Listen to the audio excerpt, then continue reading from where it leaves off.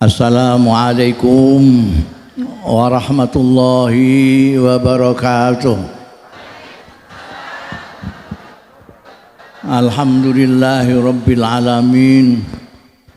Wassalatu wassalamu ala ashrafil anbiya'i wal mursalin Sayyidina wa maulana Muhammadin wa ala alihi wa sahbihi ajma'in.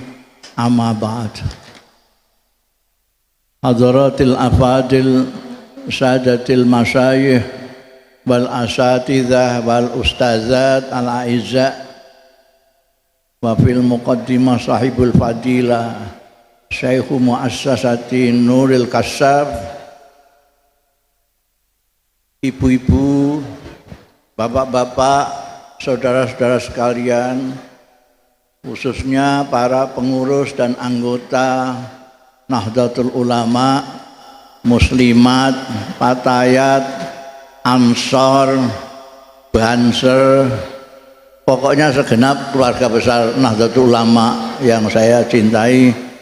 Pertama-tama perkenankanlah saya memanjatkan puji syukur kehadirat Allah Subhanahu wa taala yang telah memperkenankan saya pada hari ini sowan ibu-ibu dan bapak-bapak sekalian dalam rangka memperingati hari lahirnya junjungan kita Kanjeng Nabi Muhammad sallallahu alaihi wasallam. Mudah-mudahan pertemuan kita yang baik di hari yang baik ini mendapat ridho dari Allah Ta'ala, manfaat, berkah fid dini wa dunya wal akhirah. Ini bulan apa ini?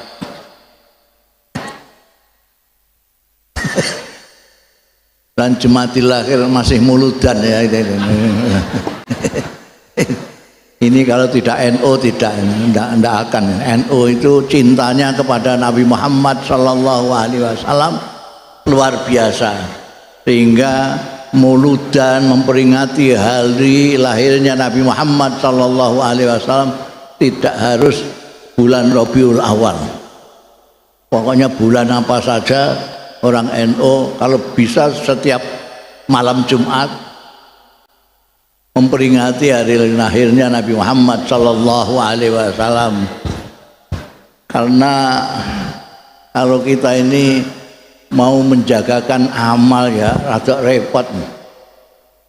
Sembahyang aja, sholat itu ngelamunnya hampir 99,9%.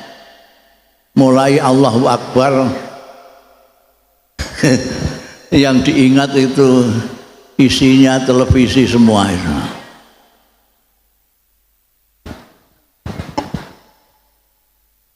Allahu Akbar tapi tidak tahu kebesarannya Allah Subhanahu wa taala, sehingga Allahu Akbar juga dibuat demo segala macam karena tidak tahu besarnya Allah Subhanahu wa taala. Zakat yang punya saja jarang-jarang yang mengeluarkan, apalagi yang tidak punya. Apalagi puasa, dalilnya naumus shaim ibadatun. Jadi pada tidur semua karena tidurnya orang puasa itu ibadah. Jadi kalau kita mengandalkan amal itu kelihatannya kok masa amal segini mau surga. Karena merasa tidak ada yang diandalkan. Jangankan tak kita, Imam Busiri, seorang wali dari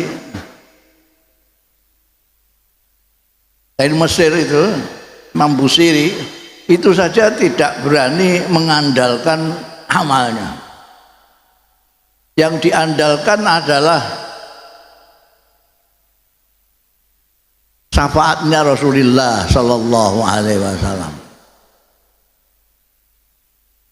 ayah saya Kiai Haji Bisri Mustafa. Jadi kalau ayah saya betul-betul Kiai itu, Kiai Bisri Mustafa. Orang sering keliru disangka saya juga Kiai. Padahal saya Mustafa Bisri, bukan Bisri Mustafa. Yang Kiai itu yang bikin tafsir Al-Ibris itu Kiai Bisri Mustafa. Saya itu Mustafa Bisri, bukan Kiai ya. Ayah saya Kiai Bisri Mustafa yang sudah bikin tafsir Al-Ibris itu saja merasa tidak berani mengandalkan amalnya. Ayah saya itu mempunyai kebiasaan kalau habis sholat malam sekitar jam 1:30 sampai subuh itu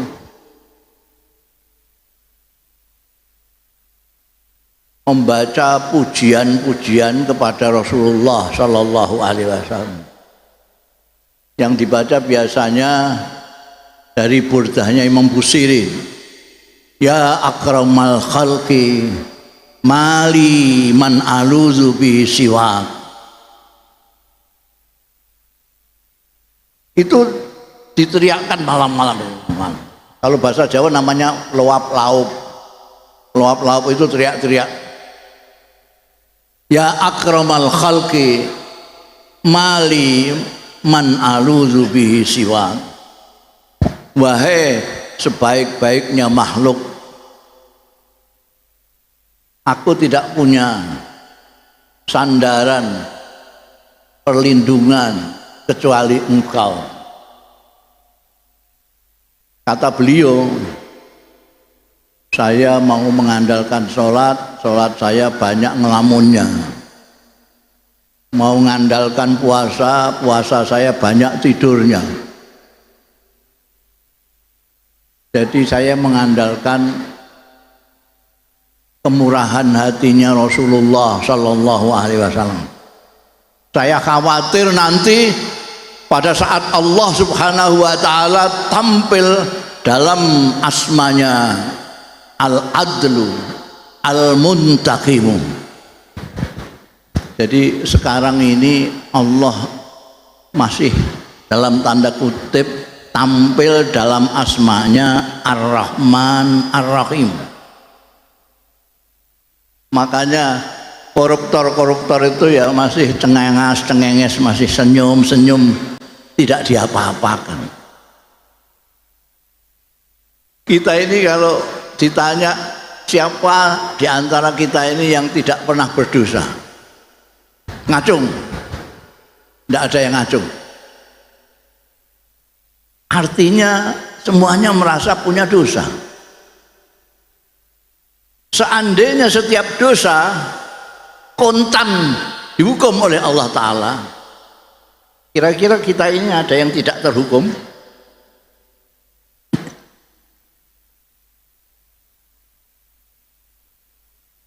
Untungnya Allah pada saat ini masih tampil dalam Ar-Rahman Ar-Rahim, yang maha pemurah, yang maha penyayang, yang maha pengasih.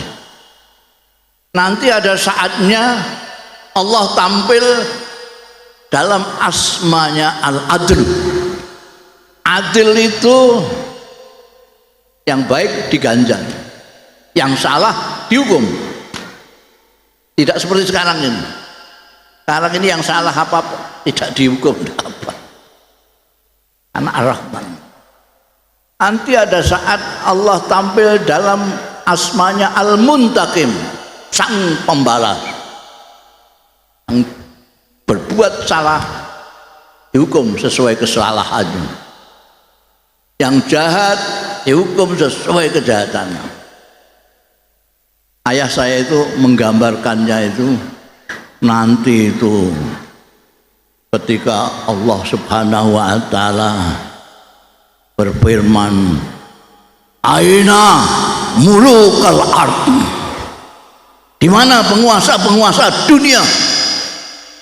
Aina Fir'aun, aina Hitler, aina Soeharto.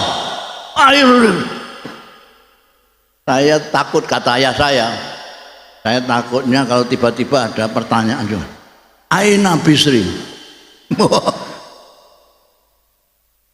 Aina Bisri alladzina kana yaqulu ma la yaf'al. Di mana Bisri yang suka pidato, mulutnya mulia-mulia tapi kelakuannya tidak seperti omongannya? Saya nggak berani jawab. Saya gandulan pegangan saja jubahnya Rasulullah Sallallahu Alaihi Wasallam. Diam saja. Saya pegang jubahnya Rasulullah. Kata ayah saya, Aina Bisri. Ayah diam saja. Aina Bisri. Saya tetap diam.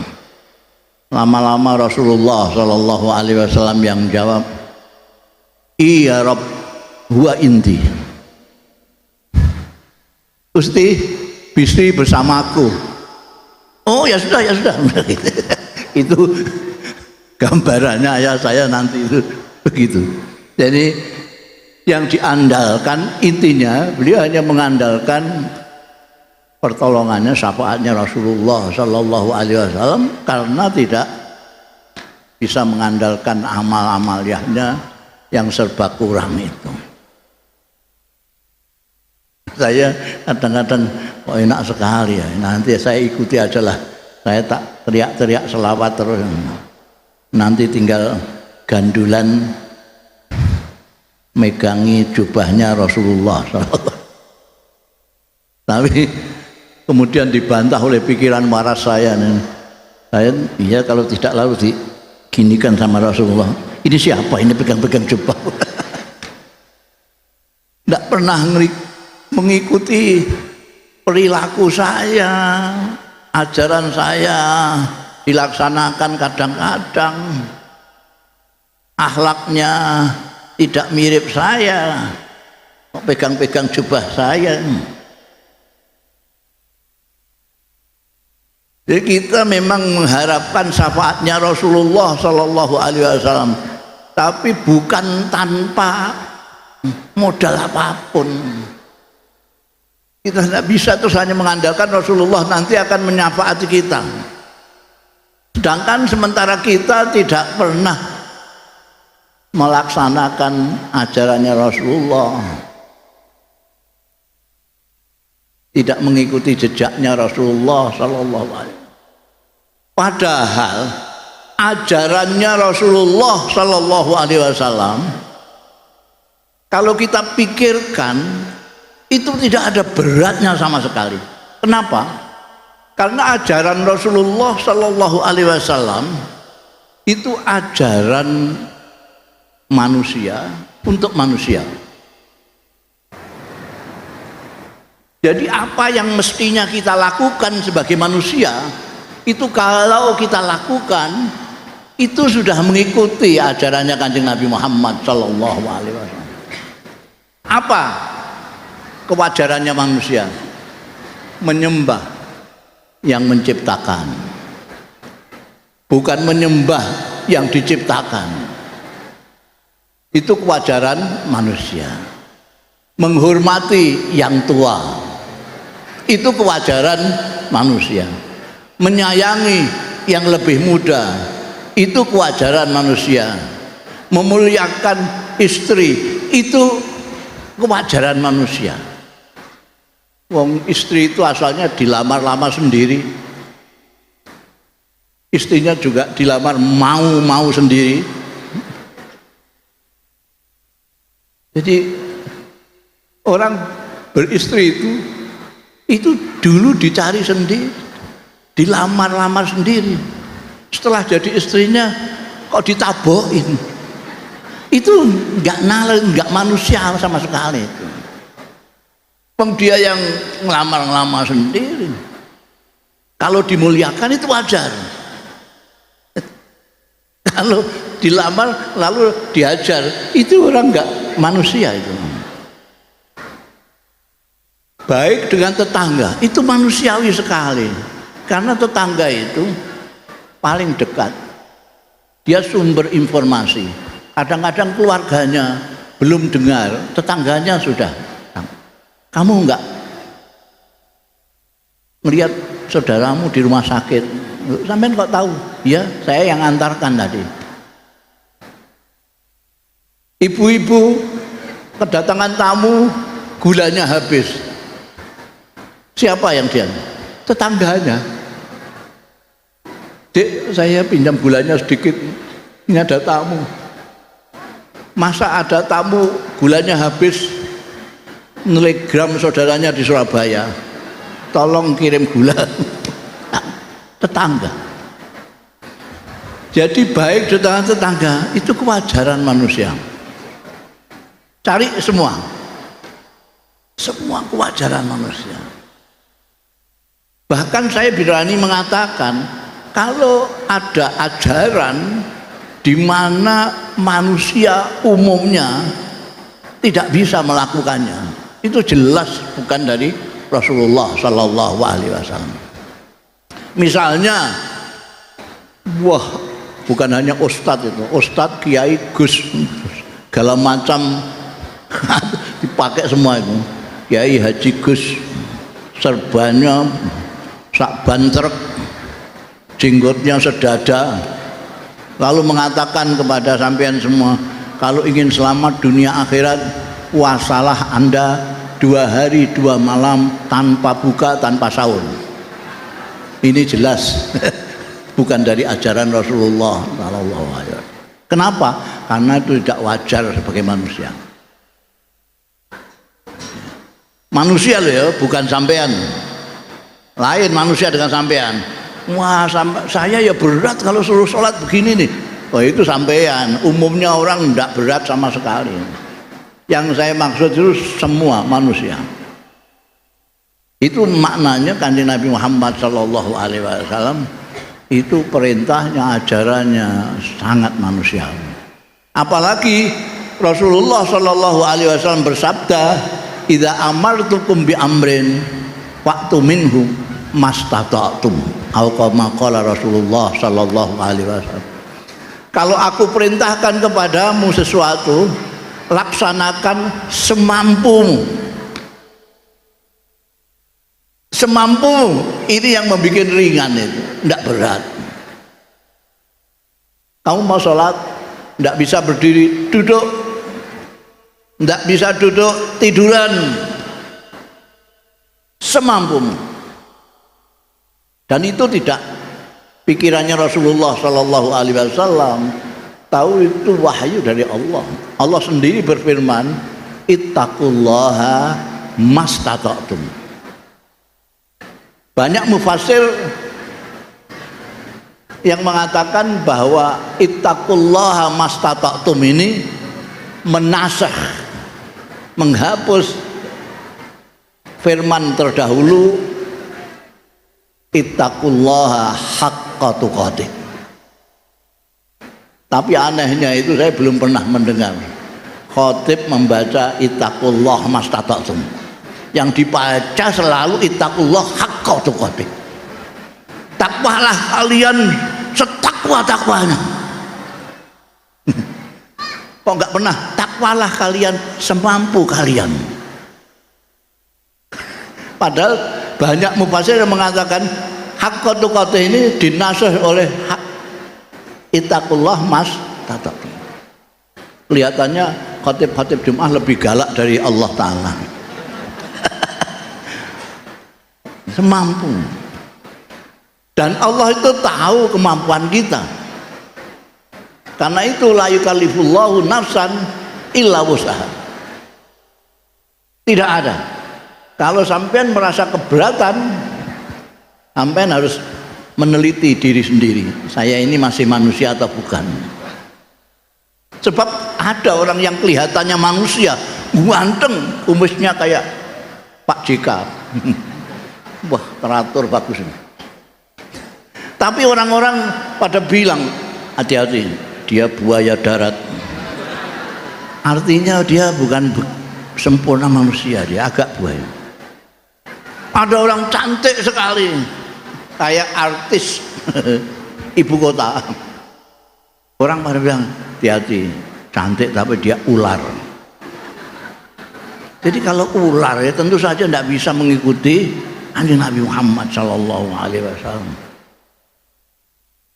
manusia itu gampangnya cirinya kalau di sini sudah memegang pisang goreng, di sini minuman. Coba Anda tawarin, Pak, roti Pak. Wah, terima kasih, mesti gitu. Karena tangannya udah habis. Yang satu pegang pisang, yang satu pegang minuman.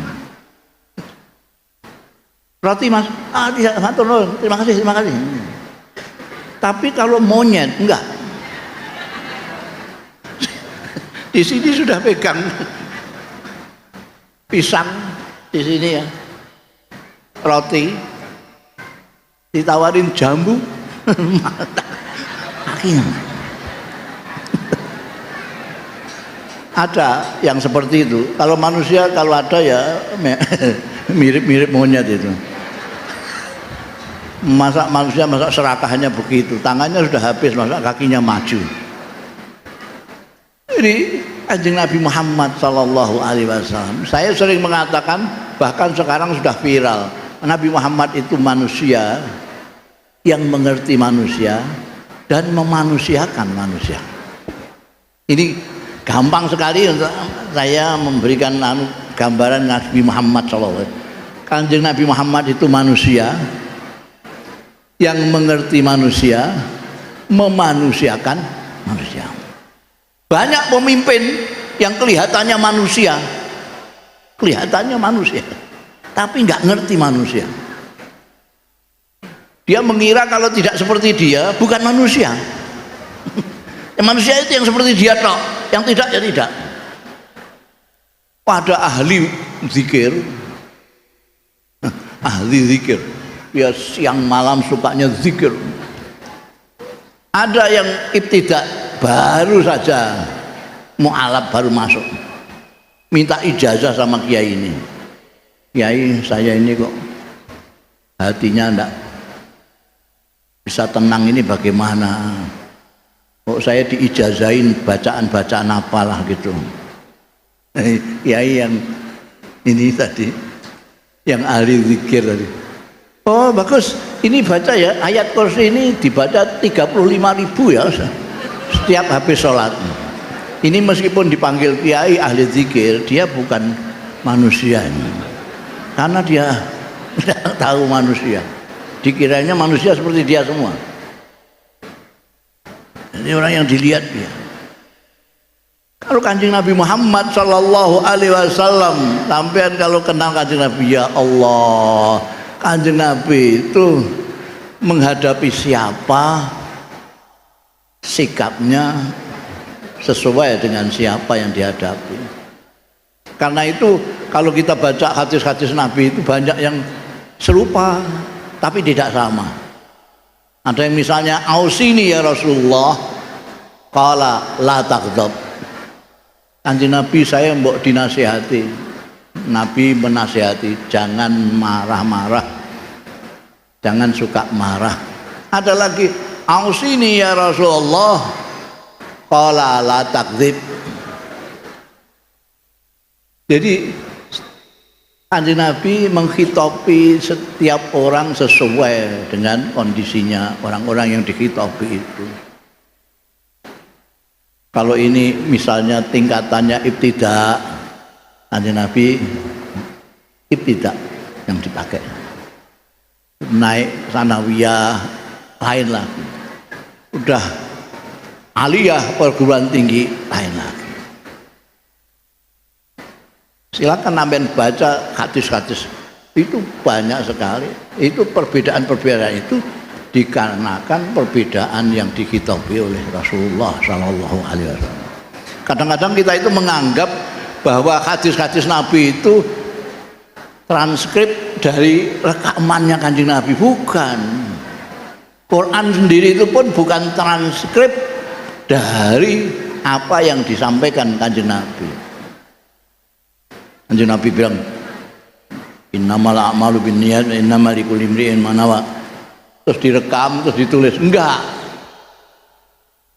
Jadi setiap dawuh, setiap sabda Rasulullah Sallallahu Alaihi Wasallam ada konteksnya, ada konteksnya. Karena itu ada ilmu hadis, supaya kita bisa tahu. Kadang-kadang orang itu hanya baca terjemahan Arba'in Nawawi lalu kemana-mana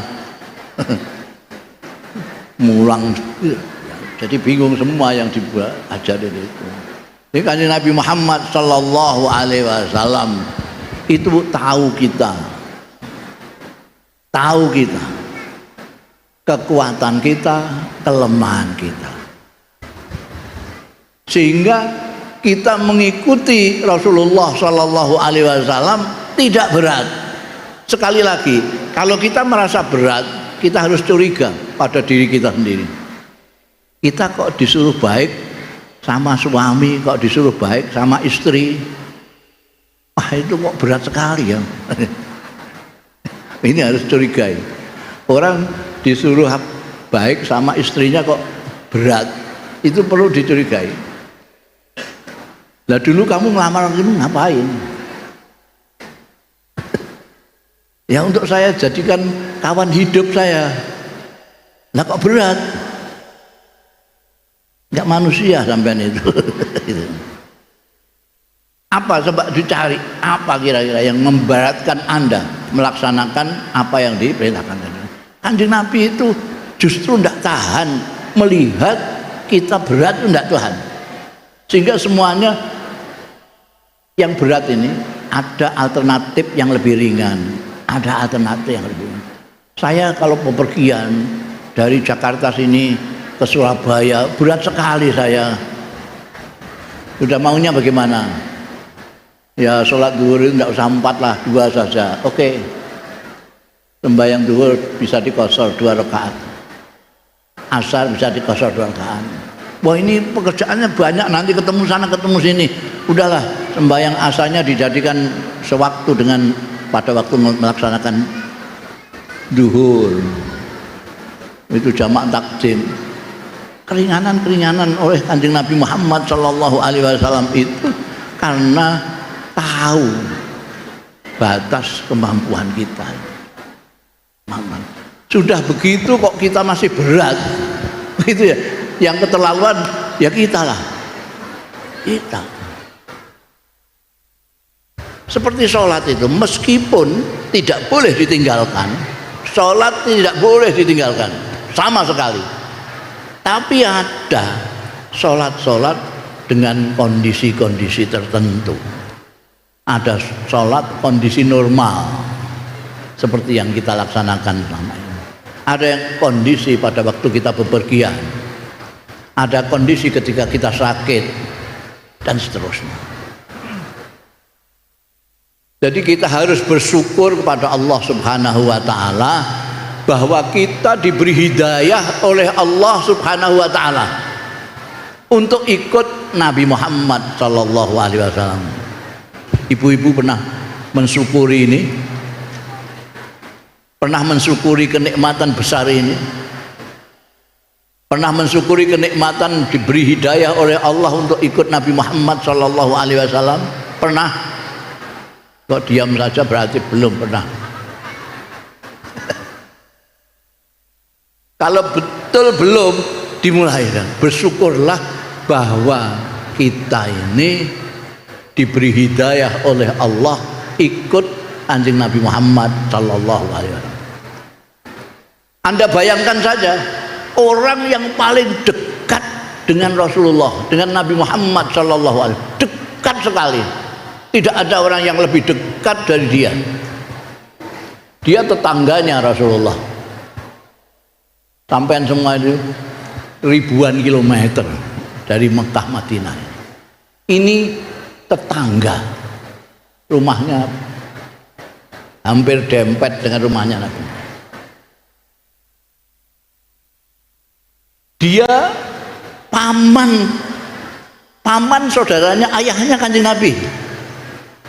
Dia saudaranya Sayyidina Abdullah, ayahnya Nabi. Tetangga dekat, paman yang betul-betul pamankan. Bukan hanya itu, dia ini berbesanan dengan Nabi Muhammad sallallahu alaihi wasallam 2 orang anak. Dia punya anak laki-laki 2, dikawinkan putrinya Nabi Muhammad sallallahu alaihi wasallam, Sayyidatina Ruqayyah dan Sayyidatina Ummi Kulsum. Ada orang yang lebih dekat darinya, tetangga dekat, paman, betul-betul paman saudaranya ayahnya, berbesanan tidak hanya satu anak, dua orang anak. Tapi ketika diajak Nabi Muhammad sallallahu alaihi wasallam untuk menyembah hanya Allah Subhanahu wa taala, dia bukannya tidak mau, tapi mencaci Nabi Muhammad sallallahu alaihi wasallam. Namanya Abdul Uzza orang ini. Abdul Uzza itu saudaranya Sayyidina Abdullah, ayahnya kanjeng Nabi Muhammad sallallahu alaihi wasallam. Dia punya anak dua, dikawinkan dengan Sayyidatina Ruqayyah yang satu dikawinkan dengan Sayyidatina Ummi Kulsum, putri-putri Rasulullah sallallahu alaihi wasallam. Ketika kanjeng Nabi mengajak menyembah Allah saja, dia mencaci kanjeng Nabi, tabban laka ya Muhammad. Mencaci, enak-enak Tuhan banyak kok kamu jadikan satu tok, marah dia. Karena dia punya 200 berapa gitu, punya 200 berapa Tuhan, disuruh satu saja, marah, mencaci Rasulullah sallallahu alaihi wasallam. Tabban laka ya Muhammad. Karena dia mengatakan tabban laka ya Muhammad, Allah yang mengasihi Nabi Muhammad sallallahu alaihi wasallam menurunkan ayat tabbat yada Abi Lahab. Abdul Uzza itu yang dijuluki Abu Lahab, orang yang paling dekat dengan Rasulullah sallallahu alaihi wasallam tapi tidak ikut Rasulullah sallallahu alaihi wasallam. Sementara panjenengan semua ini jauh sekali, tapi ikut Nabi Muhammad. Coba tanyakan profesor-profesor, bagaimana itu bisa terjadi? Orang yang begitu dekat dengan Rasulullah sallallahu alaihi wasallam tidak ikut kanjeng Nabi. Sampai yang jauhnya begitu ikut kanjeng Nabi. Coba sampean tanyakan profesor-profesor itu untuk menjelaskan. Pasti tambah botak dia. Profesor botak tambah botak dia. Nggak bisa jawab. Kalau tanya sama saya, jawabnya gampang saja. Ya itu sudah dimaui oleh Allah Subhanahu wa taala. Allah itu maha semau gue. Allah itu maha semau gue. Jadi tidak bisa nanti Abu Lahab terus protes di sana, Tuhan bagaimana itu? Saya yang begitu dekatnya tidak diberi hidayah. Itu orang Bekasi jauhnya begitu kok dikasih hidayah. Biarin semau gue. Allah itu kana muridan, ya, semau gue. Karena itu saya selalu menganjurkan kita perlu banyak bersyukur bahwa kita dipilih langsung oleh Allah. Ini pilihan, bukan karena sampean itu anaknya orang alim, bukan karena sampean itu muslimat, bukan karena tetangga sampean pengurus NU, bukan. Itu pilihan Allah Subhanahu wa taala. Yahdi mayasya. Bahkan Nabi Muhammad tidak bisa, innaka la tahdi man ahbabta. Kanjeng Nabi tidak bisa memberikan hidayah kepada orang yang dicintai sekalipun. Tapi Allah yahdi mayasya. Kita ini apalah? Kita itu tidak mengalami masa kanjeng Nabi, bahkan tidak pernah mengalami zaman sahabat. Konon kabarnya negara yang tidak mengalami sahabat ini cuma kita. Yang lainnya Pakistan, segala macam itu masih menangi itu mengalami ada sahabat yang masih hidup. Kita tidak. Tapi kita mencintai Nabi Muhammad sallallahu alaihi wasallam melebihi yang lain. Kita memperingati hari lahirnya Nabi Muhammad sallallahu alaihi wasallam setiap tahun paling sedikit, dan itu tidak hanya pada waktu Rabiul Awal pada bulan kelahirannya Rasulullah, tapi ini Jumadil Akhir juga masih memperingati.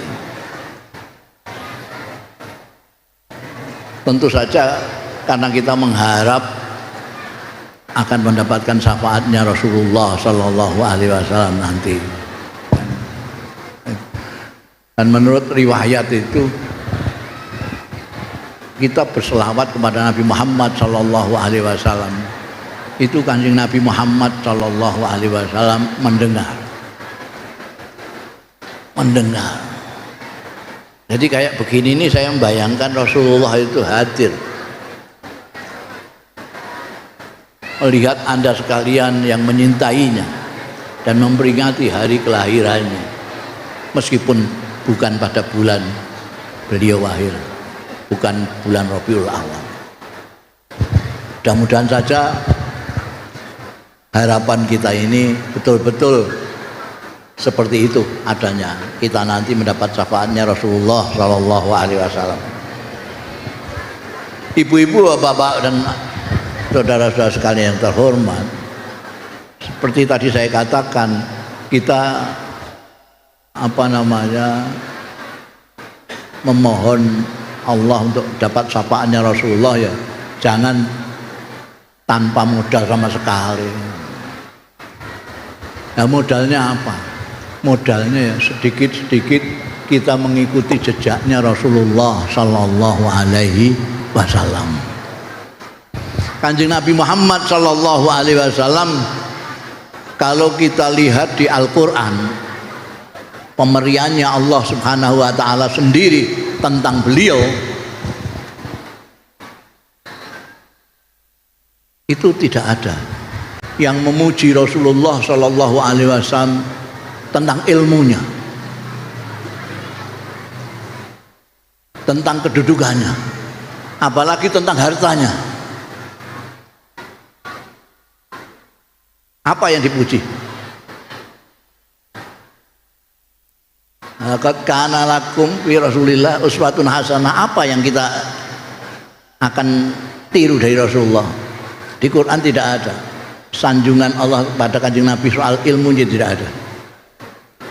Tapi yang ada wa innaka la'ala khuluqin azim, bukan wa innaka la'ala ilmin azim, apalagi jahin azim. Tapi khuluqin azim, akhlak yang baik. Anda boleh ngalim setinggi langit, tapi kalau tanpa akhlak berbahaya sekali, berbahaya. Ini murid-murid kita ini kalau di pesantren, makanya tidak hanya diberi ilmu, tapi juga dididik. Tidak hanya taklim di sini nih, tapi juga tarbiyah. Kenapa? Karena kalau pandai saja tidak ditarbiyah akhlaknya, dia lebih berbahaya daripada orang goblok. Ini goblok ini sedang viral istilah. Orang goblok itu artinya orang tidak tahu, orang jahil. Itu kalau jahat tidak seberbahaya orang pintar yang jahat. Karena misalnya maling itu kalau bodoh itu gampang sekali nangkepnya, itu kelihatan sekali. Dia bawa linggis malam-malam rumah, tidak usah polisi, itu Banser aja tahu, wah ini mesti mau maling ini. Nangkepnya gampang. Oh ini maling kamu ya, tangkep. Menjarakannya ya gampang, laporkan aja polisi, lalu dok 3 bulan langsung masuk. Pinter. Itu sulit sekali. Dia tidak usah bawa linggis, dia cuma pulpen. Kakak 10 miliar.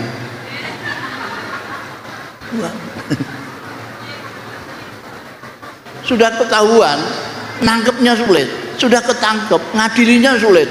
Sudah diadili, vonisnya sulit. Sudah divonis, memasukkan penjaranya sulit. Ini sudah dimasukkan penjara, masih ngeluyur ke Singapura. Ini kalau orang pandai, jadi daripada tidak berakhlak, sudahlah bodoh saja.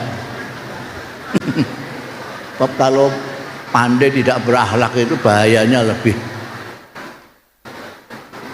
Jadi, makanya Anda berbahagia sekali yang diilhami oleh Allah untuk menempatkan putra-putrinya di pondok pesantren ini, di Yayasan Nurul Kasyaf ini. Sebab di sini tidak hanya diberi ilmu pengetahuan, tapi juga ditarbiyah akhlaknya. Itu hanya pesantren, saya kira. Barangkali saya tidak tahu yang lain, tapi setahu saya hanya di pesantren yang taklim buat tarbiyah,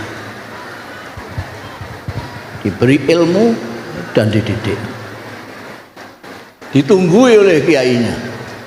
Kiainya menyontohkan, bukan hanya memberikan pelajaran-pelajaran ilmu. Mudah-mudahan putra-putri panjenengan yang ada di pondok pesantren ini menjadi orang-orang yang saleh salihah, yang dapat membahagiakan orang tua, bermanfaat untuk masyarakat, bangsa dan negara. Saya kira itu. Ini sudah jam 2 jam. Kurang lebihnya saya mohon maaf. Wallahu yuwaffiquna ila ma fi khairul Islam wal muslimin, khairu Indonesia wa Indonesiin, wa khairu nahdlatil ulama wan nahdin. Assalamualaikum warahmatullahi wabarakatuh.